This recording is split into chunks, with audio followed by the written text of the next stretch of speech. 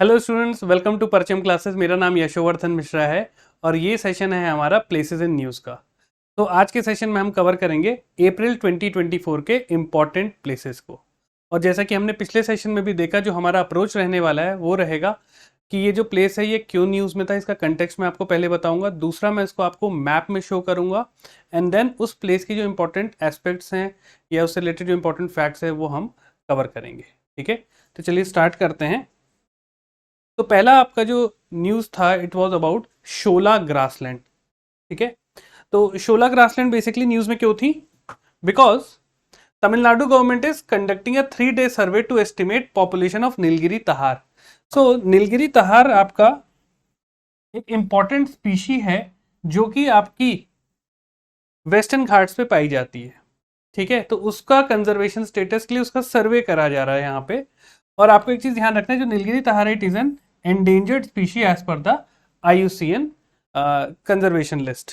ठीक है, तो देखिए ये तो हो गया स्पीशी का नाम। अब इंपॉर्टेंट चीज है शोला ग्रासलैंड होते क्या है और ये कहाँ पाए जाते हैं। ठीक है, तो अगर आप यहाँ पे देखें, these are the shola grasslands. Alright, और ये कहाँ पाए जाते हैं?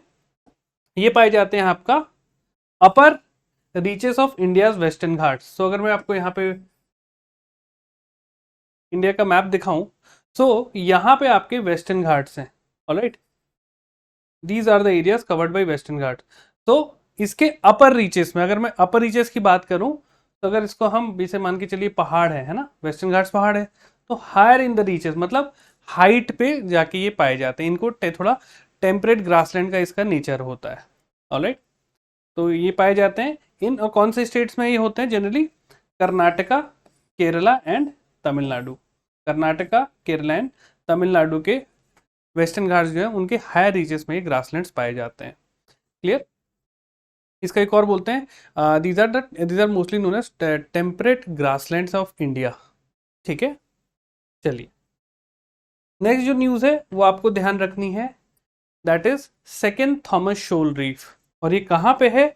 It is located in South China सी।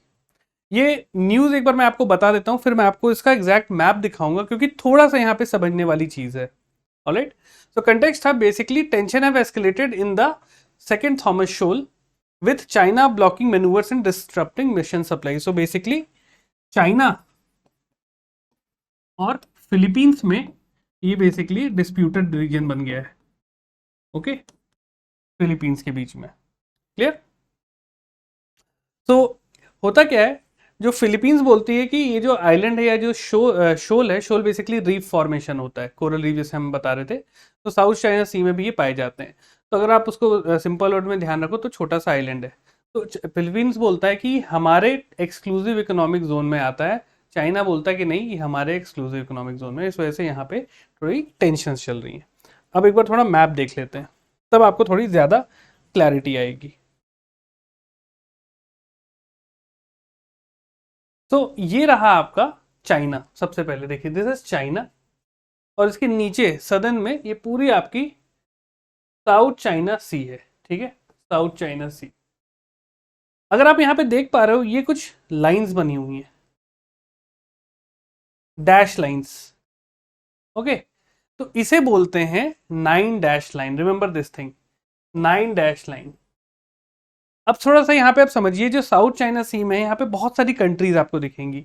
यहाँ पे चाइना है, यहाँ पे वियतनाम है, ठीक है, ये आपका फिलीपींस है, ऑलराइट, ये मलेशिया है, ये ब्रुनाई है। क्लियर? तो हर कंट्री का एक एक्सक्लूसिव इकोनॉमिक जोन होता है। एक्सक्लूसिव इकोनॉमिक जोन मतलब भाई मेरे लैंड से इतने डिस्टेंस तक जो भी वाटर बॉडी है वो मेरे कंट्री का पार्ट है। ठीक है, तो चाइना बोलती है जो 9 डैश लाइन है ये पूरा, चाहे फिलीपींस से इसकी डिस्टेंस हो, चाहे ब्रुनाई से इसकी डिस्टेंस हो, चाहे आपका फिलीपींस से इसकी डिस्टेंस हो, ये सारा रीजन मेरा है। इस पे चाइना का क्लेम है। ठीक है, अब नो डाउट ये थोड़ी इसकी दादागिरी भी हो गई है ना, और इस वजह से साउथ चाइना सी में इन पूरे देशों का डिस्प्यूट आपस में बना रहता है, स्पेशली अगेंस्ट चाइना। तो देखिए यहाँ पे काम की चीज़ हमें क्या ध्यान रखनी है, यहाँ पे कुछ आपके शोल्स हैं, रीफ्स हैं, छोटे छोटे आइलैंड। तो एक दो नाम आप अच्छे से याद रखिएगा, जैसे ये पैरासेल आइलैंड है, ठीक है, ये स्प्रैटली आइलैंड है। यहाँ पे मैं एक बार क्लियर कर देता हूँ सारी चीजें, थोड़ा और बेटर क्लैरिटी रहेगी। तो ये पैरासल आइलैंड आपको याद रखना है, यहाँ पे स्प्रैटली आइलैंड ये नाम याद रखना है आपको, ठीक है। फिर ये नटूना आइलैंड है, इसको आपको याद रखना है। देन जो सेकेंड थॉमस शोल है वो स्प्रैटली आइलैंड के यहाँ पे पड़ता है, ओके, सेकेंड थॉमस शोल।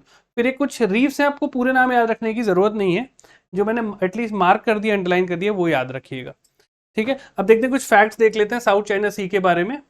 तो ये बेसिकली सिंगापुर से लेके ताइवान स्ट्रेट तक की पूरा जो रीजन है इसको साउथ चाइना सी बोलते हैं। ये जियोपॉलिटिकल हॉटस्पॉट है, बहुत सारे देशों का आपस में टेरिटोरियल डिस्प्यूट है, जैसे मैंने आपको बताया। देन चाइना का 9 डैश लाइन, ये 9 डैश लाइन याद रखिएगा, ये चाइना का है ना। चाइना बोलता है इसके अंदर जो भी चीज़ है वो सब हमारा एरिया आता है, ठीक। की डिस्प्यूट जैसे मैंने आपको बताया, Paracel island, Spratly island and एक स्कैरबरो शोल है। ये 3 नाम याद रखिएगा कि आपके साउथ चाइना सी में आते हैं, ठीक है। तो this is was the news. Next news है आपका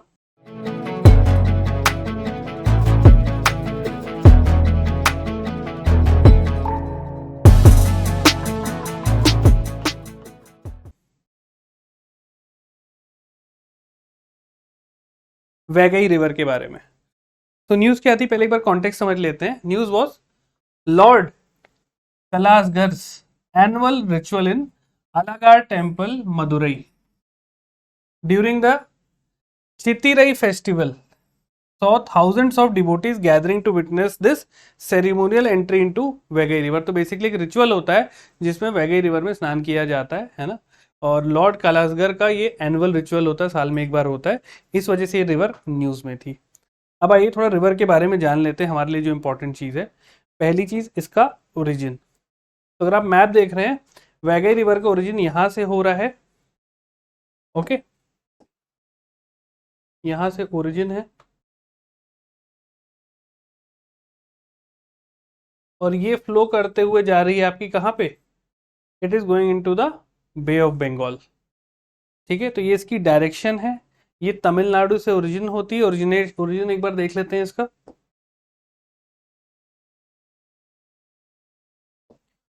तो सबसे पहले ध्यान रखिए, इसका जो ओरिजिन होता है, it is from the Western Ghats, Varushanad hills.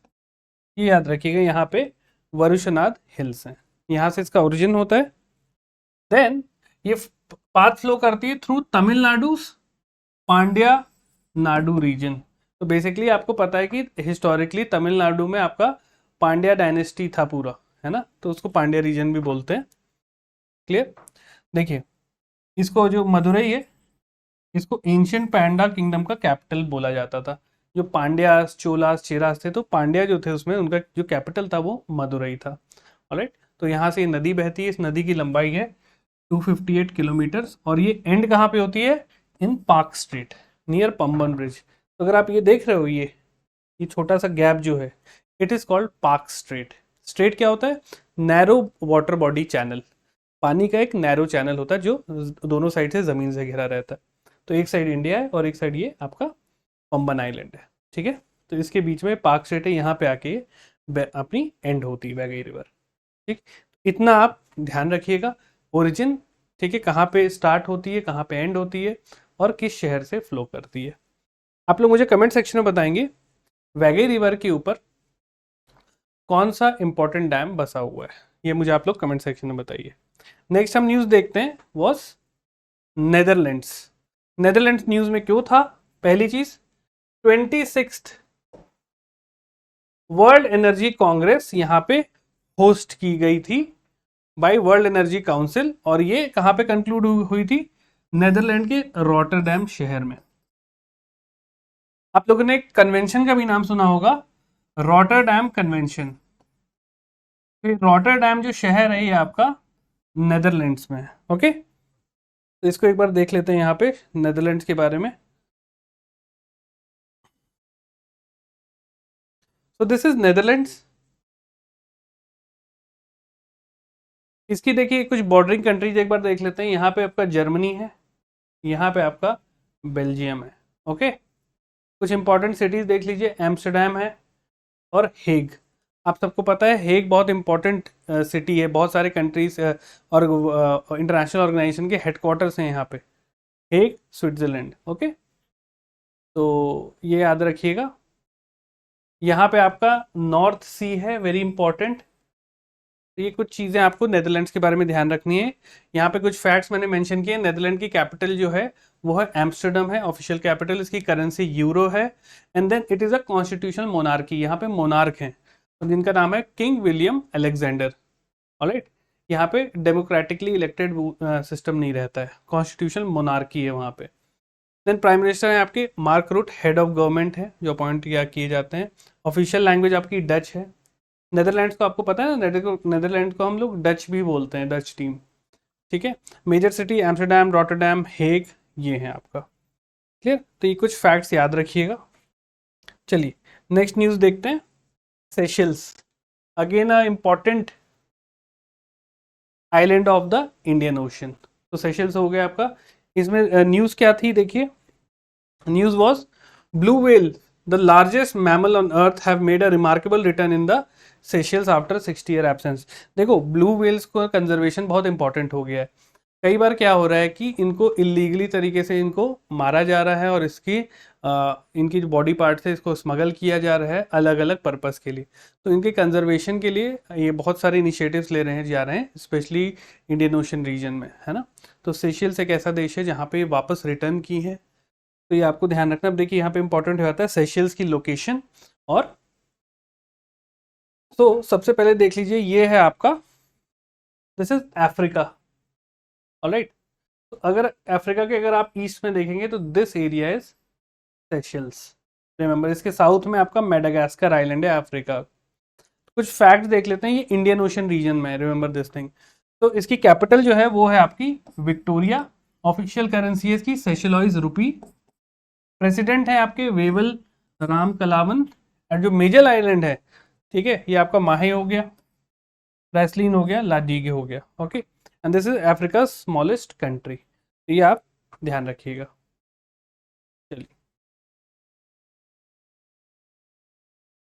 Next in news was Dubai. तो दुबई न्यूज में क्या था बेसिकली, आप सबने देखा था कि अप्रैल में एक बहुत ही ज्यादा क्लाइमेटिक डिजास्टर यहाँ पे हुआ था। पूरा दुबई जो कि एक डेजर्ट है वो पानी में डूब गया था। इतनी तेज बारिश हुई यहाँ पे, राइट। तो सब यहाँ बोला गया था ऐसे स्टॉर्म्स आए थे डेट सबमर्ज्ड दुबई, और जिसकी वजह से काफी ज्यादा फेटेलिटीज भी हुई थी। ओके, तो ये बताया जा रहा है कि क्लाइमेट चेंज की वजह से ये सारी चीजें हो रही हैं। हमारे लिए इंपॉर्टेंट है दुबई की लोकेशन और उसके कुछ इंपॉर्टेंट फैक्ट्स। तो पहली चीज हम मैप में देख लेते हैं। तो ये है आपका दुबई, ठीक है। ये आपका यूएई में आता है, रिमेंबर यूनाइटेड अरब एमिरेट्स इसमें आता है। देन ये आपका है, this water body is Persian gulf, Persian gulf, ठीक। और ये वाली जो वाटर बॉडी इसका नाम है गल्फ ऑफ ओमान। और अगर आप यहाँ पे देख पा रहे हैं, इसके नेबर में अगर मैं बात करूँ, यूएई के नेबर में यहाँ पे आपका ओमान है, यहाँ पे सऊदी अरेबिया है, and here it is Qatar, और ये आपका पर्शियन गल्फ से बॉर्डर्ड है। देन ये अगर आप ये वाटर बॉडी देख सकते हैं, ये देखिए, ये जो पतला सा नैरो चैनल है इसे हम स्ट्रेट बोलते हैं। और यहाँ पे जो स्ट्रेट लोकेटेड इसे हम बोलते हैं होर्मुज स्ट्रेट, होर्मुज स्ट्रेट। ये याद रखिएगा, ठीक है। That will be sufficient. ये एमिरेट्स है with in United Arab Emirates में, ठीक है। ऑफिशियल करेंसी इसकी यूनाइटेड अरब एमिरेट्स दिरहम, दिरहम यहाँ चलता है। और जो रूरल है शेख मोहम्मद बिन राशिद अल मखतूम यहाँ के रूरल है, ठीक है।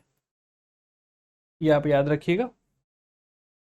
Next news was Kalesar wild life sanctuary. देखिए कुछ नेशनल पार्क्स और वाइल्ड लाइफ सेंचुरी हमेशा न्यूज में बने रहते हैं।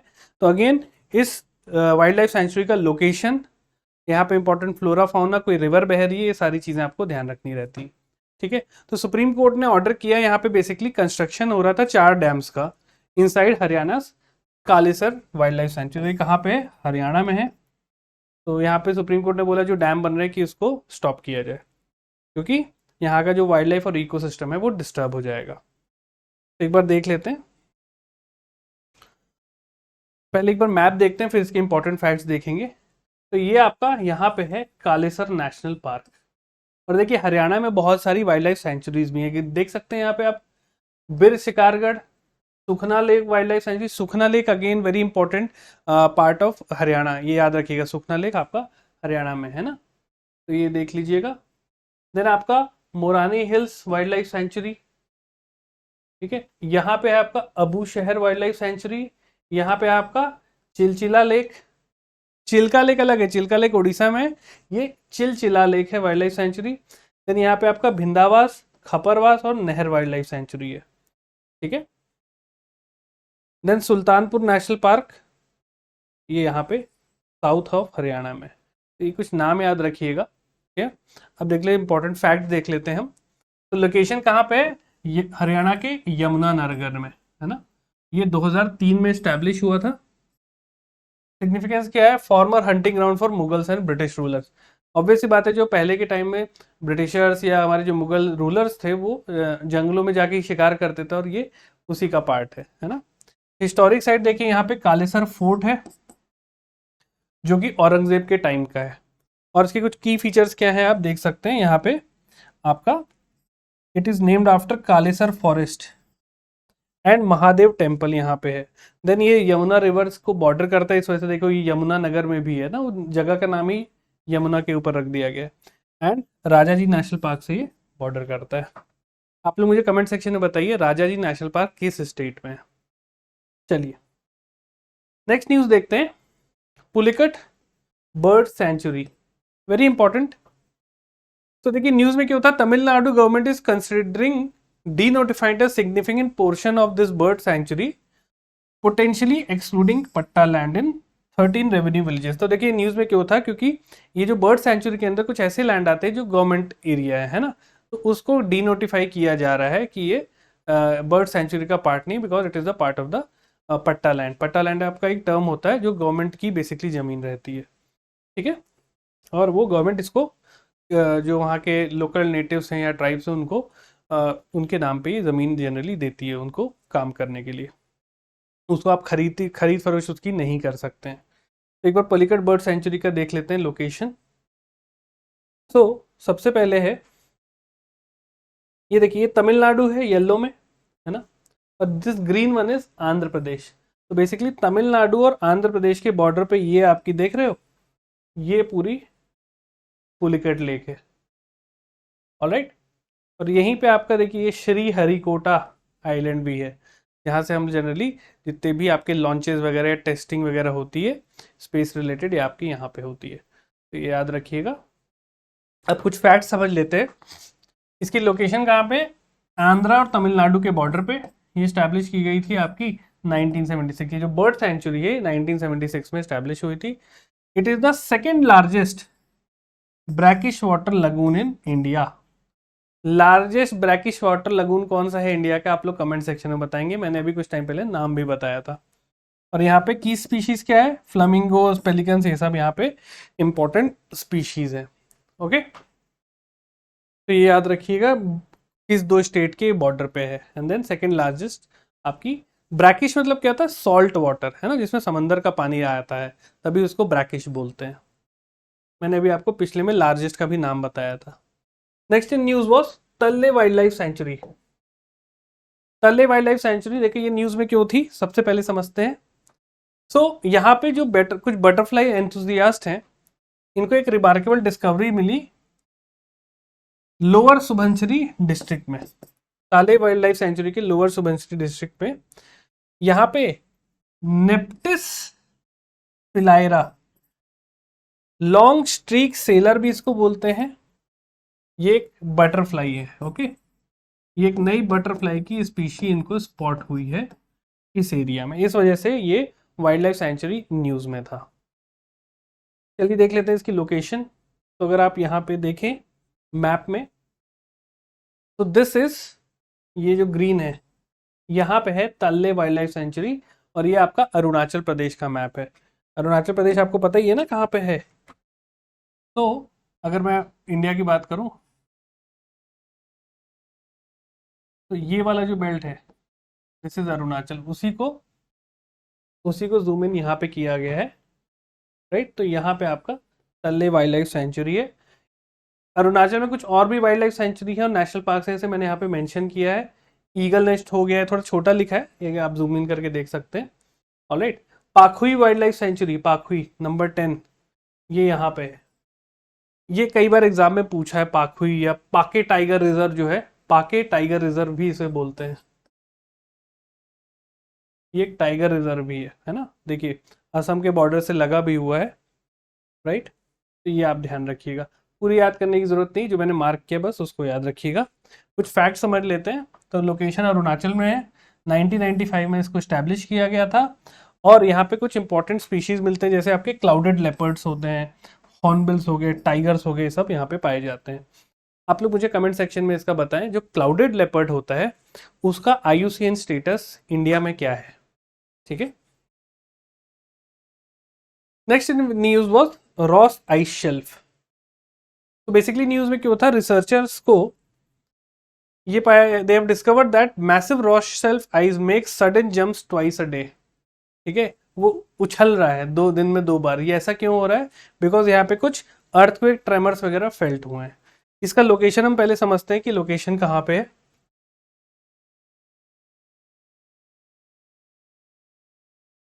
तो ये अगर आप देख रहे हैं, दिस इज एंटार्क्टिका और ये है आपका रॉस आइस शेल्फ, क्लियर। तो यहाँ पे कुछ अर्थक्वेक ट्रेमर्स वगैरह साइंटिस्ट ने रिकॉर्ड किए हैं। रॉस आइस शेल्फ के बारे में एक दो चीजें याद रखिएगा। इसकी लोकेशन जैसे मैंने बताया एंटार्क्टिका में, and this is the largest ice shelf in the world. 4,87 square kilometre का इसका एरिया है, ठीक है। देन क्लाइमेट रिसर्च के लिए बहुत इंपॉर्टेंट है, ओके। और ये एक्सप्लोरेशन कब हुई थी इसकी, और ये जो नाम है ये पड़ा है सर जेम्स क्लार्क रॉस, जिन्होंने 1841 में इसको डिस्कवर किया था। तो ये कुछ इंपॉर्टेंट फैक्ट्स आप याद रखिएगा। चलिए,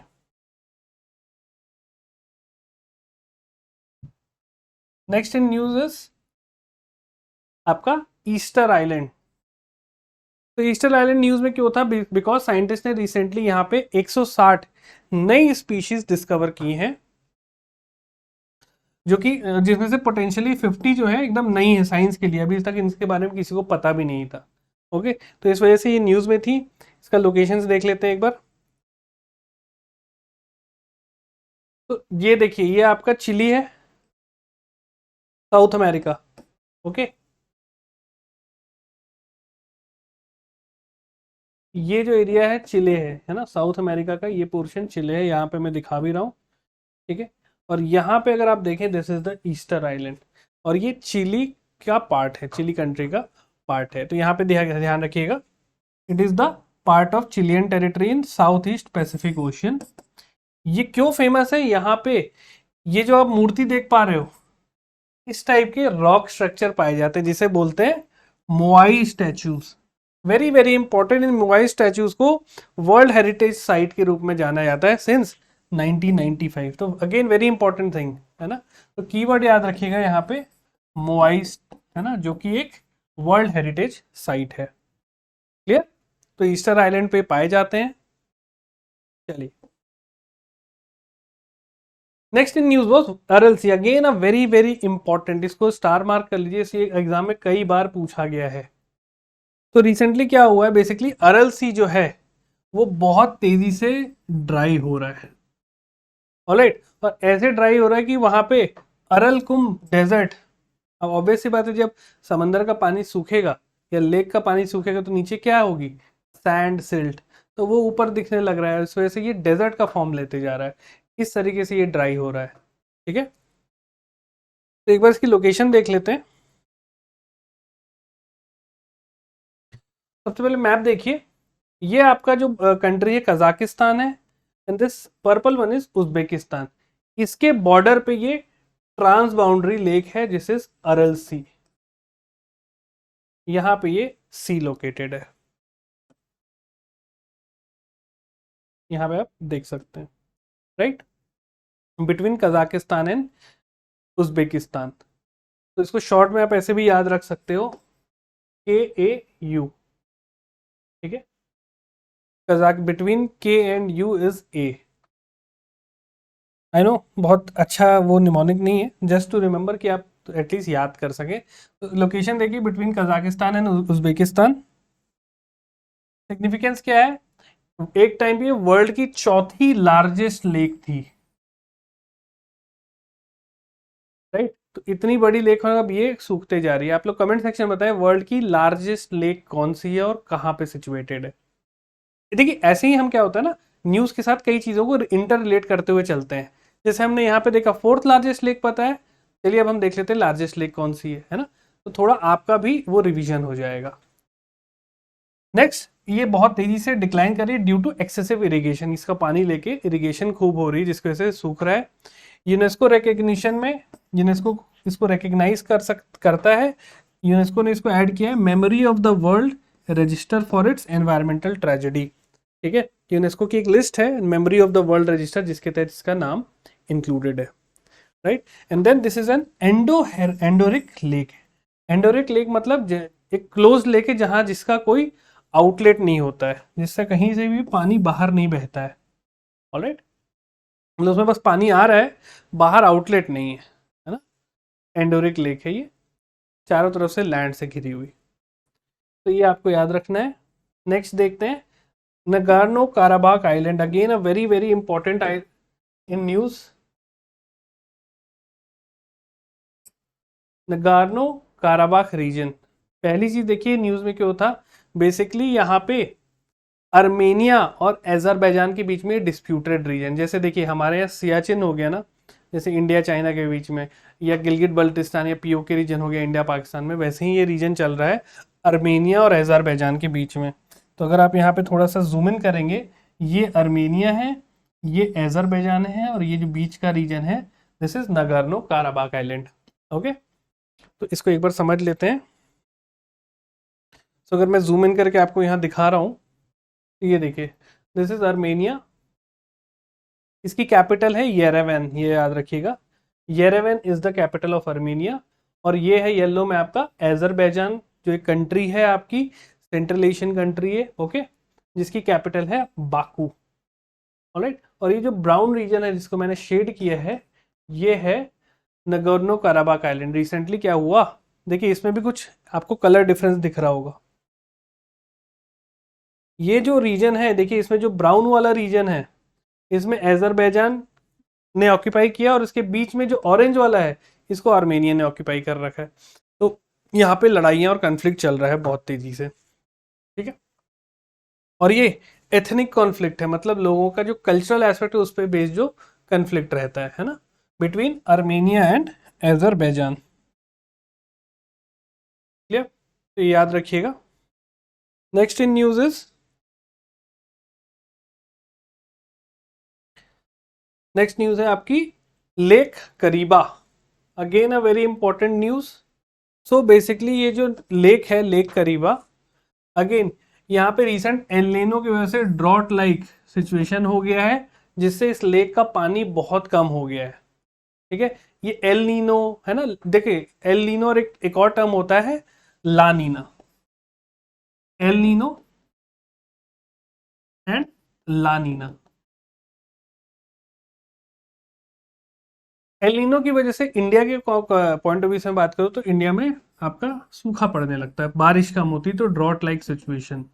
और ला नीना से एक्सेस रेनफॉल होती है। ला नीना शॉर्ट में ऐसे याद रखते हैं, ला मतलब पानी ला, ये पानी लाता है खुद खूब अपने साथ, तो नॉर्मल से ज़्यादा रेनफॉल होती है। एल नीनो में सूखा पड़ता है, बारिश कम होती है। अब देखिए इस लेक की लोकेशन समझ लेते हैं। तो ये लेक है it is located in Zimbabwe, ठीक है। तो ये जिम्बाब्वे में लोकेटेड है, ये देखिए दिस इज जिम्बाब्वे, और ये लेक करीबा है, ठीक है। तो इसके बारे में कुछ फैक्ट समझ लेते हैं। तो ये जैम्बिया और जिम्बाब्वे के बीच में यहाँ लोकेटेड, ये आपका जैम्बिया हो गया और ये जिम्बाब्वे, तो इसके एकदम बॉर्डर पे ये लेक सिचुएटेड है, ठीक है। और ये करीबा डैम यहाँ बना था, उसके थ्रू ये आपकी लेक फॉर्म हुई थी। जिम्बाब्वे और जैम्बिया के लिए बहुत इंपॉर्टेंट ये हाइड्रो इलेक्ट्रिक पावर का सोर्स है, ये आप याद रखिएगा। और ये वर्ल्ड की लार्जेस्ट आर्टिफिशियल लेक है बाय वॉल्यूम, ठीक है, एक होता है नेचुरल लेक और एक होता है आर्टिफिशियल जो मैन मेड होता है। क्लियर। थोड़ा जिम्बाब्वे के बारे में देख ले। जिम्बाब्वे एक लैंड लॉक कंट्री है। लैंड लॉक मतलब चारों तरफ से लैंड से घिरा हुआ। ठीक है, तो आप ये देख सकते हो यहाँ भी इसके लैंड है, जैसे साउथ अफ्रीका, बोट्सवाना, जैम्बिया, इससे ये चारों तरफ से कवर्ड है। क्लियर। तो south Africa, Botswana, Zambia and Mozambique, तो ये आपका मोजाम्बिक है। ऑलराइट, तो दिस और ऑल द कंट्री जो जिम्बाब्वे को सराउंड करती है। तो इतना ये चीज़ आप फैक्ट्स यहाँ से ध्यान रख लीजिएगा। Next in news was Bharati station. ये आप, मुझे लगता है बहुत कम लोगों को आपको पता होगा। इंडिया बेसिकली एंटार्क्टिका और आर्टिक एरिया, ये जो दो बर्फ से घिरे हुए जोन है, एक नॉर्थ में है और एक साउथ में। यहाँ पे आपका आर्कटिक हो गया और यहाँ साउथ में आपका एंटार्क्टिक हो गया।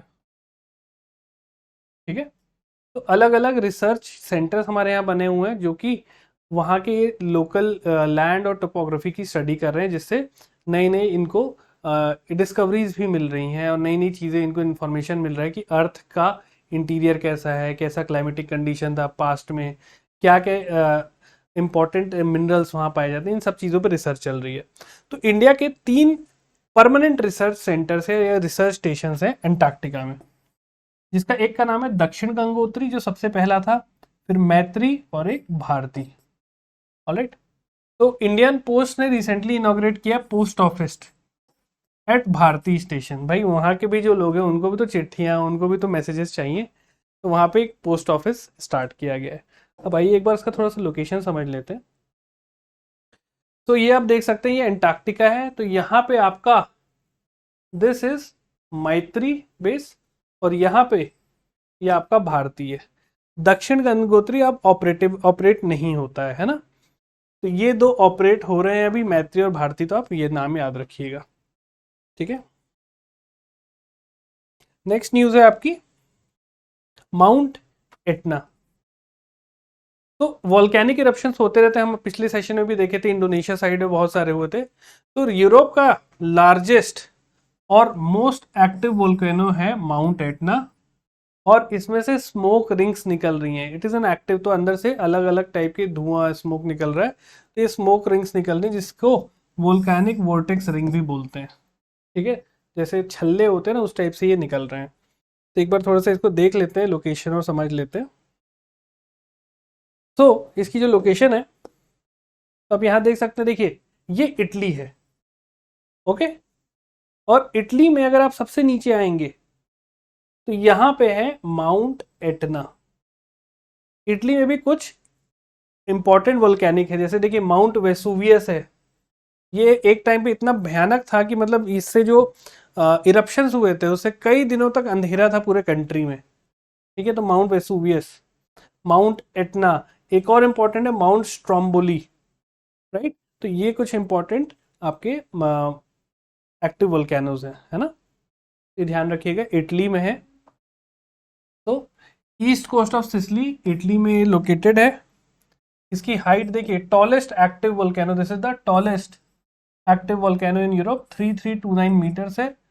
ठीक है, तो इन इटली की जो 3 सबसे बड़ी सबसे इंपॉर्टेंट एक्टिव वोल्केनोज हैं, ओके, तो उसमें जो सेकंड है जो माउंट वेसुवियस, उससे लगभग 2 गुना हाइट है इसकी, है ना। और यूनेस्को स्टेटस मिला हुआ है वर्ल्ड हेरिटेज साइट का, 2013 में इसको वर्ल्ड हेरिटेज साइट का दर्जा मिला हुआ है। तो याद रखिएगा, काफ़ी कल्चरल सिग्निफिकेंस भी रखता है ये आपके इटालियन कल्चर में, है ना। जो जैसे हमारे यहाँ पौराणिक कथाएं हैं, महाभारत और रामायण, वहाँ की भी जो स्टोरीज हैं, वहाँ पे ये माउंटेन काफ़ी इंपॉर्टेंस रखता है। Next news is Khavda solar park. तो बेसिकली गुजरात में है ये, and it is the world's largest renewable energy park, 5 times the size of Paris city. Paris से लगभग 5 गुना बड़ा ये सोलर पावर प्लांट है। ठीक है, पूरा सोलर पार्क बना है, and this is the world largest renewable energy park, मतलब इतना ज़्यादा यहाँ पे बिजली उत्पादन होती है। तो लोकेशन देख लेते हैं। तो यहाँ पे अगर आप देख रहे हैं, जैसे ये कच्छ रीजन है, गुजरात का ये कच्छ रीजन होता है ना, कच्छ पेनिनसुला बोलते हैं। नीचे वाले को मैंने आपको क्या बताया था, काठियावाड़ पेनिनसुला है ना, या सौराष्ट्र पेनिनसुला भी बोलते हैं। तो यहाँ पे कच्छ पेनिनसुला में यहाँ पे खावड़ा है।